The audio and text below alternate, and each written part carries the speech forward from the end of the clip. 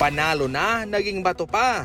Yan ang nangyari mismo sa Indiana Pacers sa Game 4. Legit talaga kapag gusto ng NBA na ma-extend ang series, ilalagay talaga nila itong si Scott Foster. Sa isang play na nag-travel itong si SGA bago siya nagpakawala ng kanyang tira, kitang-kita mismo ni Scott Foster ang kanyang pag-travel.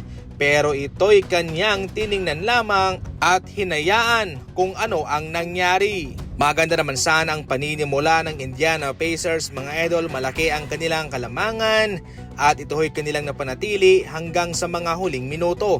Pero doon na nakahabol ang OKC Thunder dahil sa mga kamalian na ginagawa ni Bennedict Mathurin.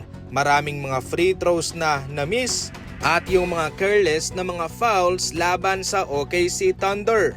Sinabayan pa ng mga clutch na tira ni SGA sa fourth quarter na siyang lalong nagpahirap sa kanila. Sa ngayon, tie na ang kanilang series 2-2 mga idol at ngayon patas na lamang ang kanilang tsansa na manalo ng kampyonato.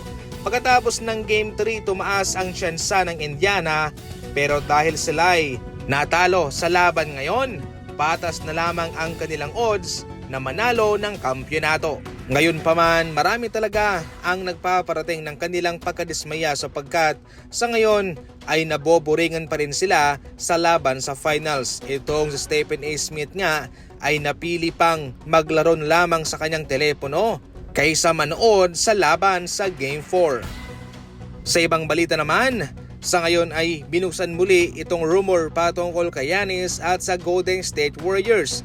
Matarandaan na sa mga nagdaang linggo lamang ay atin na ngahong tinapos ang trade rumors patungkol sa kanya.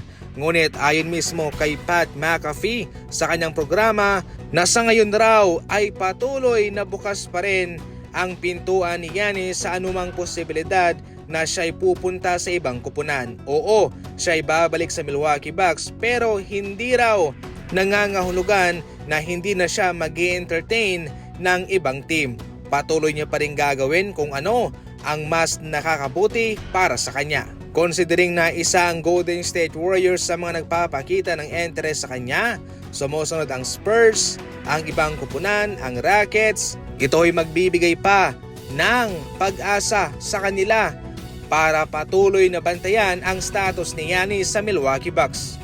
Sa ating huling balita naman, nag-usap na ngaho itong si Naz Reid at si Tim Connelly, ang GM ng Minnesota. Sa ngayon nga ay hindi pa sigurado si Naz Reid sa kanyang hinaharap kung saan nais niyang mag-step up ang kanyang papel sa Minnesota. Nais niya na magkaroon ng starting position sa kanila. Ngunit ang pumipigil dyan ay itong si Rudy Gobert. Hanggat nandyan siya ay mananatili itong si Naz Reid sa bangko at second option lamang sa center position. Marami naman sa ngayon ang napapakita ng interest kay Naz Reid at siguradong siya'y mabibigyan naman talaga ng kanyang gustong kontrata, ngunit ito ho'y malaking sugal para sa kanya. At atin na lang kung aabangan kung ano ang kanilang pinag-usapan ni Tim Connelly para sa kanyang papel sa Minnesota sa next season. Magkakaroon ba siya ng bagong team o hindi siya aalis sa kanila?